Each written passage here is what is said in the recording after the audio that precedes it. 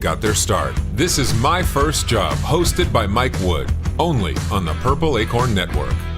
Hi, everybody. Welcome to the very first edition of a brand new podcast, My First Job. My name is Mike Wood.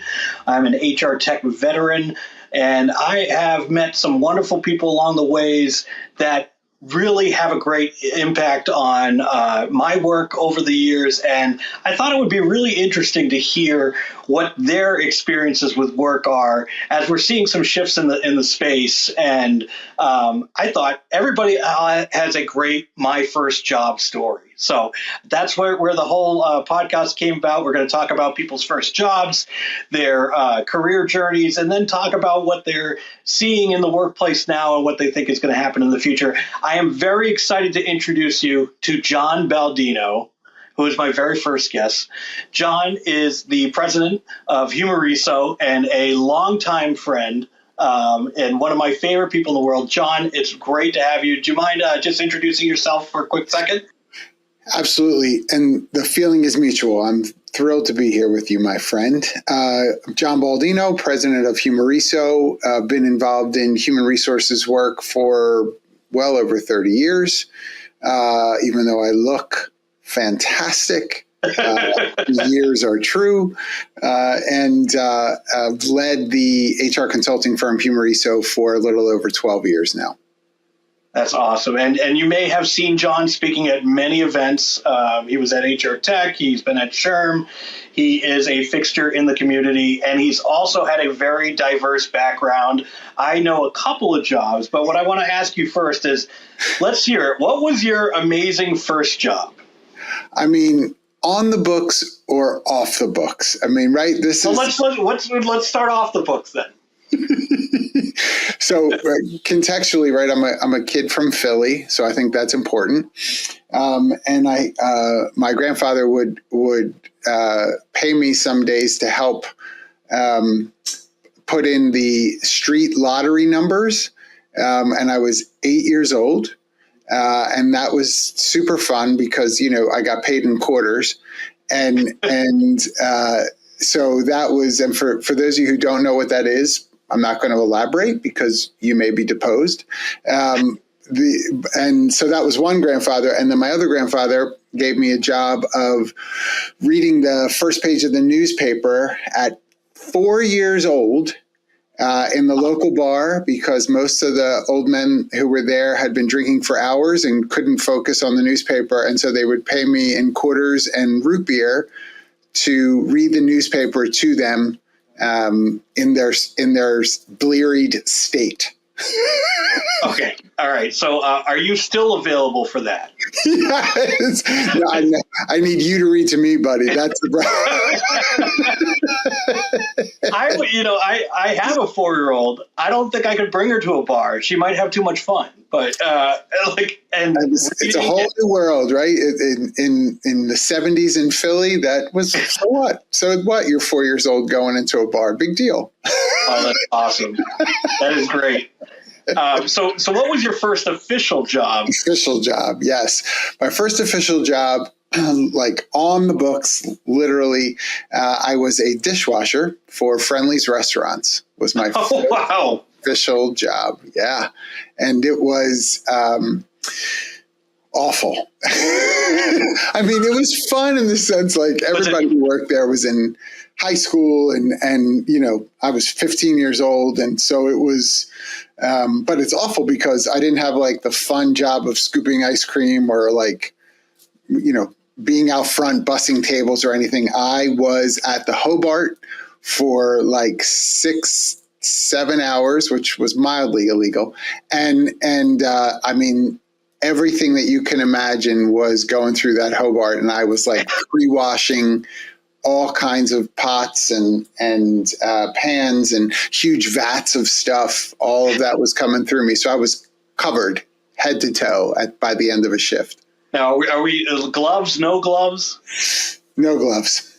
No gloves. The one, that's so funny. I haven't thought about this in so long. One guy wore gloves and he was mocked mercilessly.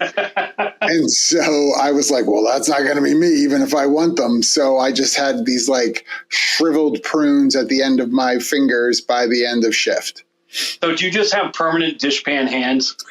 I do, although I think that like they're kind of still smooth at the top. I think it's probably because of how long they soaked in that hot Hobart related water, just nasty chemicals in there. Like the soap was just, you take off the top foil layer to put the powder in, for the soap, and it's just absolute chemical smell, like brutal.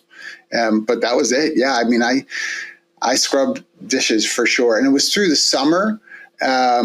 So I had to work July 4th.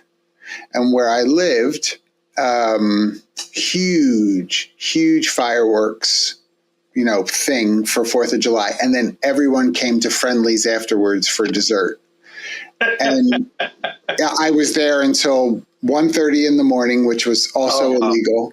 And I was inside a vat of hot fudge, just trying to scrub this thing clean. And we got to wear shorts that day, which at the onset was like, ooh, that's cool. We got to wear shorts until all of the hot caramel, marshmallow, and hot fudge were all over my leg hair. And and I had no ride home. My parents were out partying. And so I walked home 2 miles with all kinds of stray cats following me. I feel like I need to remember this just in case I'm ever deposed, because this is some serious stuff. You're walking home in Philly at 1:30 in the morning, covered with caramel and chocolate and all sorts of stuff. I mean, it was a little suburbia at that point, so I don't want to give people the bad picture. I did high school in New Jersey, and so I was across the river from Philly in New Jersey, but where I lived was basically, Philadelphia East. Everybody who wound up being able to cross the river came there. So everybody in my neighborhood was from Philly. But yeah, there's just a lot more room for cats to like hide. And so they were, I'm like running home because they are just on my tail. And I'm just like, I hate my parents. Why aren't they answering? Because I tried to call them. And when I got home, they were there and they're like, hey, why didn't you call? I'm like, why didn't I call? Why didn't you answer? What were you doing?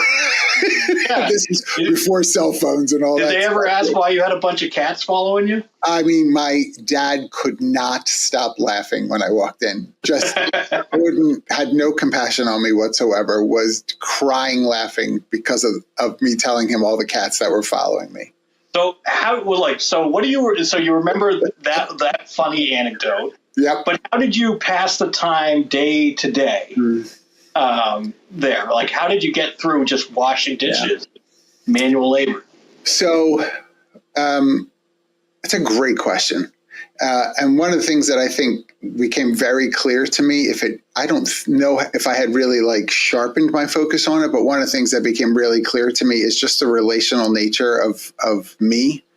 And so getting to know people better, some people that I knew already, like from school or the neighborhood, and just getting to know them better. But I asked people a lot of questions, like people that I didn't know that I was meeting there at work, like, hey, tell me about what's school like for you? Or, do you have any siblings or, stuff like that? Because I was 15 years old, right? It's not like I'm a conversationalist, but I was trying to just get to know people, and it made the time go by quicker. That definitely was one.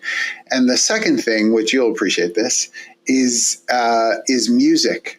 So when you're in a back room like that and it's just, 300 degrees hotter in that room than anywhere else in the restaurant, they let me just have my little boombox set up there and nice. Had tunes playing, and just remember like just jamming out while I was, pre-washing with the sprayer and all that stuff. And it helped the time go by quicker. That's great. Yeah. Anything to take your mind off of what you're actually doing. Yes. Yeah. I know. Right, I can't sing. So you know this. I can't sing. So that was to their torture that they listened to me. So you graduated, you moved on. what did you first want to do?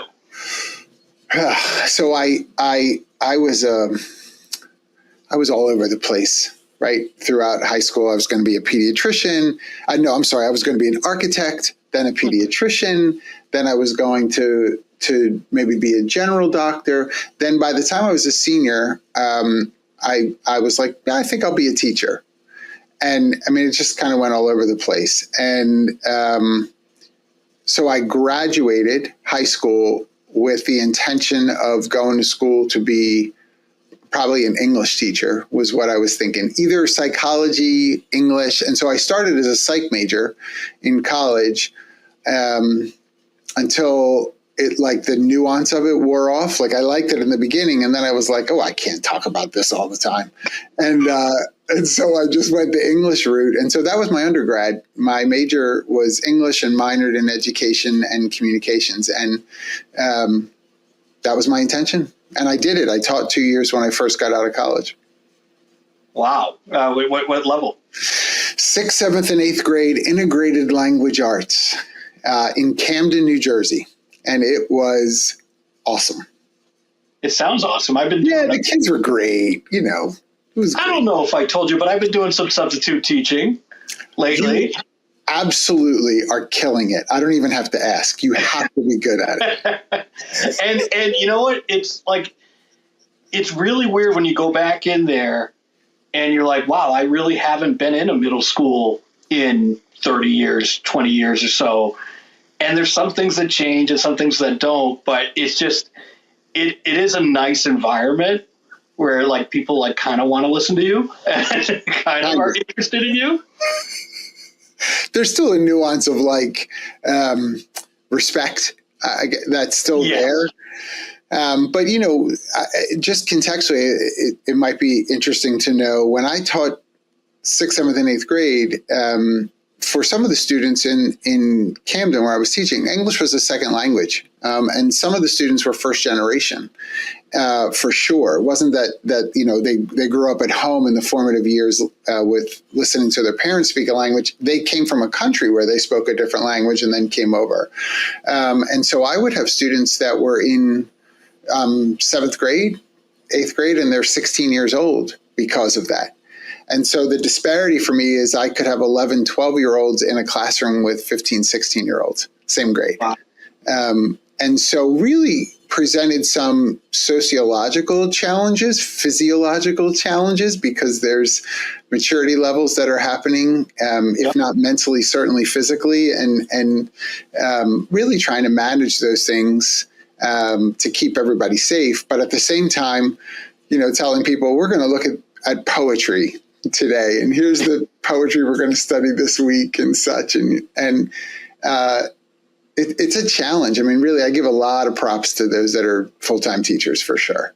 So as such a young guy, coming out of school, going right into the classroom, did you have a mentor or anybody that kind of took you under their wing?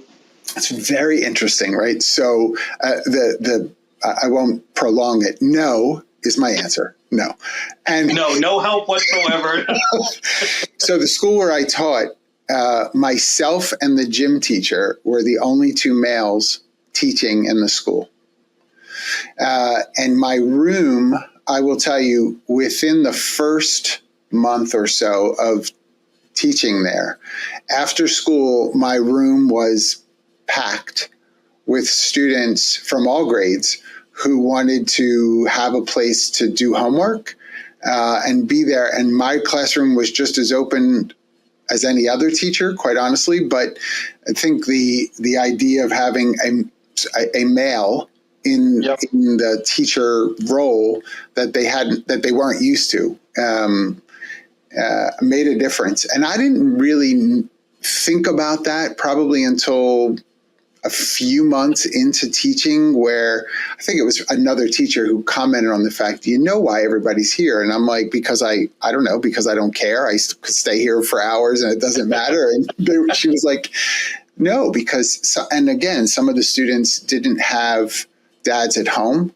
I had a couple of students who were unsure of who their dad was. And so to be connected to someone, even though I wasn't their dad, And I wasn't trying to be. It was still sort of that male role model thing that caused kids to hang out. That's awesome. Yeah, so I commend you for that. You didn't last. You threw in the towel on it. You quit. That's a whole story that I don't want to share because that may come back to me. No. All right. So what did you do next? I should say, while I was teaching in the day, at night, I bartended and was a server and trainer for Chili's restaurants. And I continued to do that at night with a lot more training happening in the evenings. And so I had this juxtaposition of childhood learning in the day and adult learning at night. And so, and I had done HR, personnel, payroll support previous to that. While I was in college, the beginning of college, I worked at a retail department store called John Wanamaker's. So I had this training thing happening there, payroll and all that stuff. And when I transitioned to Chili's and was doing that stuff, I thought, well, there's a theme here. Like I'm seeing the fact that I enjoy adult learning, maybe a little more than I do adolescent learning. And so after 2 years of teaching in the day, I just put my cards into what I was doing in the evening, full time. And that allowed me a lot of opportunity to travel and to open up new restaurants for Chili's and be a part of sort of that onboarding team. And I knew it, like, I was like, boom, this is it. This is my niche. There you go. And so how long has Humoriso, how long have you been on your own? Yeah. So just contextually, right? The first job that I had, that it was personnel, HR, payroll related, 1988.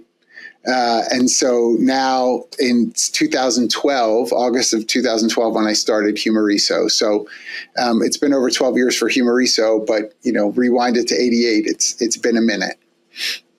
So you got a ton of experience in HR and probably a variety of roles. Were you more of a HR generalist or?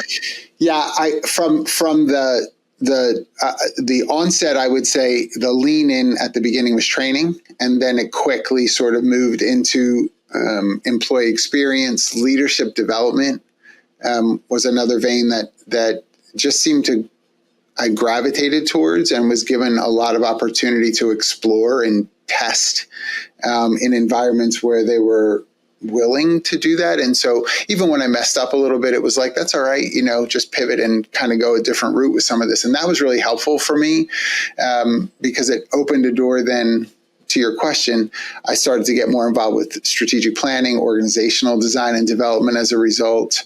The last job that I had before I opened Humoriso, I had oversight of HR in full, but also sales. And so because of some of the sales training work that I was doing, it made sense to the organization for me to keep sales managers consistent with the approach that we were taking. And so very unusual for me. There's not a lot of VP of HR and sales roles that are out. Yeah, but that helped you. That helped you in the future. It added another skill for you to be able to sell Humoriso to potential clients. So it's like, it seems like all these stops along the way have kind of guided you to where you are now. Yeah. Yeah. So, and I wish I had, it's so nice to look back, right? Like, yeah. At the age we're at now, it's like, when you have 20 years plus. I don't know what you mean we, but. Well, you said 20 years before. I'm going to go 20 years plus. Like you're able to start looking back and think, oh man, like I've had a chance to like be involved with some different things and what have I taken from it. So it's really interesting to think about that now. Yeah. So as we think about talent today, I love the whole skills conversation about, keeping your employees engaged by picking up new skills, finding hidden skills that they may have. And I've often found when I've worked with people that have diverse backgrounds, there's going to be something in there that can help you along the line. Yeah. and I think part of it is, how do I contextualize it? I think that's probably one of those areas where, from the candidate side of things, how do I take what I've done and really draw out of it the skills that I've picked up, the knowledge that I've been exposed to and taken for myself, the aptitudes. That's a really hard thing for people to do in general, but it really is a discipline of sitting down and going through it. It's really interesting when those who've been serving in the military come out of the military and now are looking for private sector role. It's a difficulty for those individuals to sit and say, how do I take what I've been doing in the military and translate it to what I'm applying to? But in many ways, I think it's a universal truth. It just might have more eyes on it on the military, but I think everybody has a hard time sort of making that jump from this to this and explaining why there could be alignment. And putting it into a paragraph on a resume. Yeah. I think that, so I rail against AI a little bit in that, I am the old man yelling at the cloud a little bit. Yeah, but I think what AI can be used for good is you can sit down with some tool that either goes through your work history like you're going through with me, or, finds it on LinkedIn or whatever, and is able to put down into words what I can't. Yes. Pull out those skills. And then immediately throw your resume in the trash. That's right. Garbage. But if you even have a resume to start with, you're bringing up a great point. Whatever resume you have to start with, you can feed that into some AI tools to say, can you review this and either improve it or take this and what would it look like if I were to apply for a sales position, an operations position, give it the info. It's really fascinating and of course, I'm not talking about lying. That's not what I'm saying, but it helps you to articulate perhaps or have a perspective that you may not naturally see. So I love it for those reasons, because it's just another into set of computer eyes, but it's another set of eyes nonetheless. Yeah, I mean, and if you were to just submit your resume up against anyone else with just your titles and whatnot, there's nothing that sets you apart. Whereas if you were to find those kind of nuggets, like you've worked at chain restaurants, you understand how they work, both as a worker and as, a manager. You have, experience in the whole sales aspect. Yeah. That, could help. I think, there's a lot there. And hopefully one of the vendors is out there listening and working on this, but it's tough because nobody really wants to build it for the candidate. They always want to build it for the other end, but someone will do it. Someone will do it. There's a market for it. Someone will do it. Yeah, because I look at my my resume and I just gloss over. I'm just wow, I have lots of weird experiences on here. What's the good ones to talk about? What's the not good ones to talk about?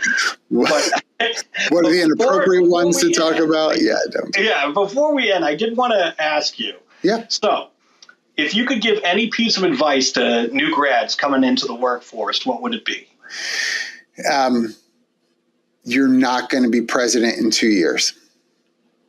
And I really don't mean that as a curmudgeon. I genuinely mean that as, in some ways, I think we've been unfair in allowing this Shark Tank mentality to set in on so many people that I'm going to have the idea and be self-made in 18 months. Because it sets people up, the vast majority of whom that won't be true for, to feel like they're doing something wrong by taking the entry-level role, the role that isn't, is rolling up your sleeves and scraping out hot fudge. There's nothing wrong with that. There's so many things that you can take from those experiences that if we only look to be CEO, I think we're shortchanging ourselves. So I tell grads all the time, jump in.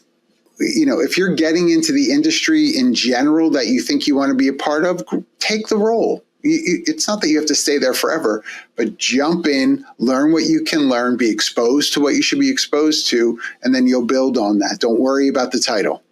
Don't worry about it. Yeah, well, it's funny because titles are, you judge yourself by how you are on this ladder. You feel like everything's a ladder and you're only at this rung. Whereas, I tell grads, go have experiences, go out and go into your industry, stretch yourself out. If you can, find a place that allows you to stretch out a little bit. Yeah. And something will click. And, your first job is not going to be your last job. Most people's first jobs aren't even close to what they're doing right now. That's right. That's right. So I think, I think there's more people like you that need to be out there telling them that it's okay. Don't judge yourself by everything on LinkedIn. Everybody's posting only the highlights. Of course. So nobody sees the journey anymore. Right. And I wouldn't obviously social media wasn't out when I was 15 years old. I wouldn't have posted a picture of me running from cats covered with hot caramel. That wasn't going to go on LinkedIn if it was existing back then, because I would have felt dumb or foolish. Don't worry about what you see on social media. 3/4 of it is a lie. Take the experience. I love it. So what do you think about so COVID happened. We all learned that remote work can be done, but now we don't want remote work. We want people back in the office. Where do you think work is going in the future? Gosh. So here's the HR answer, right? It depends. I think some of it will remain hybrid. I think it's harder for some organizations to really lean into fully remote. Listen, when COVID first happened, I want to make sure I give major kudos. In America, when crisis happens, we rally. And so everybody grabbed their laptops, computers, went home March of 2020, because we were told to, we needed to. It was a health crisis. For the first 6 months, we made it work because we needed to. Once that started to subside, once we were looking more long term, just because we could do it for the first 6 months doesn't mean for all organizations it was the best way to do it. That's not what it means. And I think we have to be okay with that. Just because we have a lot of fortitude and made it work doesn't mean it's the long-term strategy. So for some of those organizations that are asking people to come back to work, as far as the office, coming back to work in the office or on location, I get it.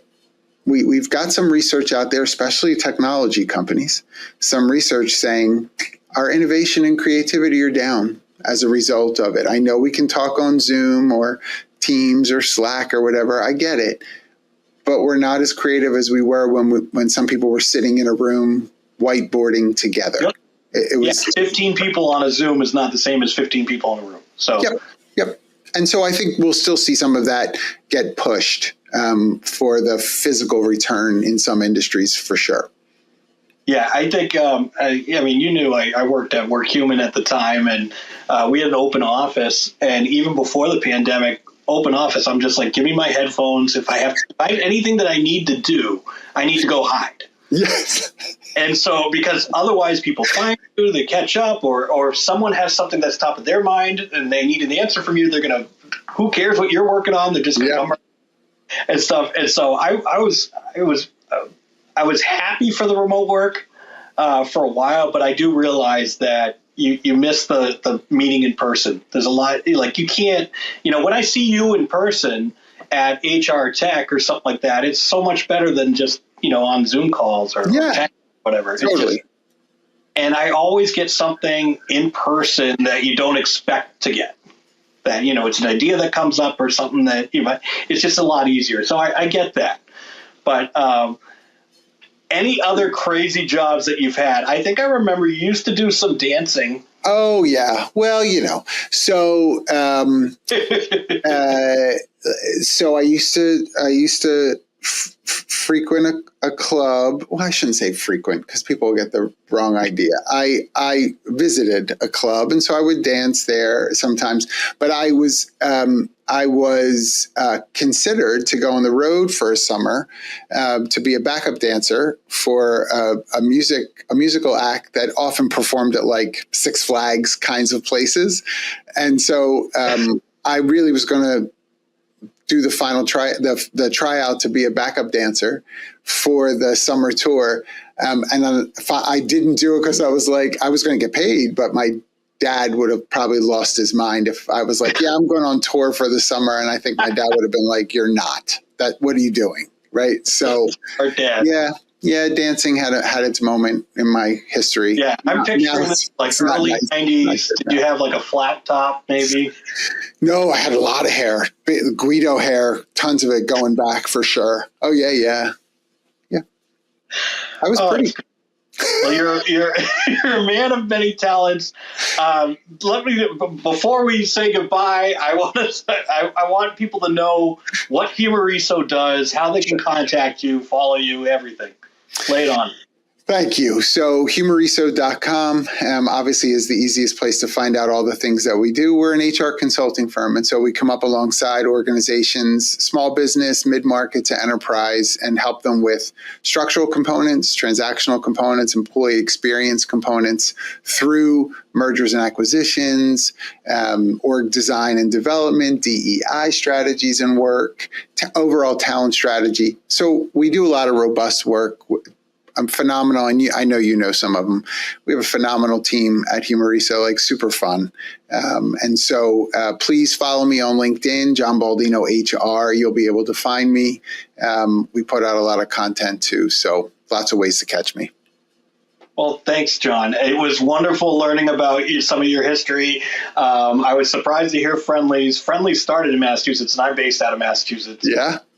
So I'm well aware of Friendly's and the happy ending Sundays that you can get there. Yes. The food quality has gone way downhill. I'm forced to eat it occasionally with my kids, and a number of them have closed in my area. They're not even around here anymore. In Philly, a bunch of them closed, and well, the ice cream's still really good. But, so it is good.